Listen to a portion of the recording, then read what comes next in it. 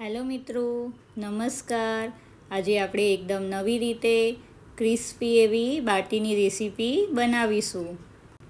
જલ્દીથી બની જાય છે અને ખાવામાં એટલી ટેસ્ટી લાગે છે કે તમે એકવાર આ રીતે બનાવશો તો બહારથી હોટલમાંથી લાવવાનું તો જરૂરથી બંધ જ કરી દેશો.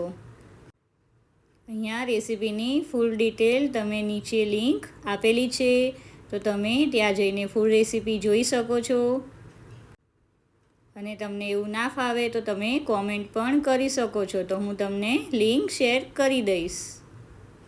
પણ મારા કહેવાથી એક વખત આ રીતે બાટી તો જરૂરથી બનાવજો. રિયલી બહુ જ મસ્ત બને છે અને નાના છોકરાઓથી લઈને મોટા બધા જ ખાઈ શકે છે.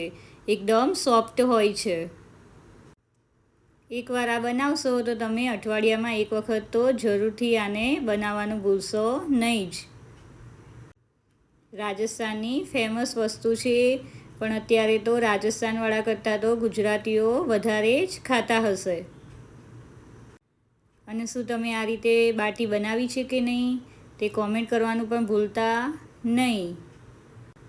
આ રીતે આપણે ફ્રાય કરીશું તો એકદમ ક્રિસ્પી બને છે. વિડીયો ગમે હોય તો લાઈક કરવાનું ભૂલતા નહીં. Thank you.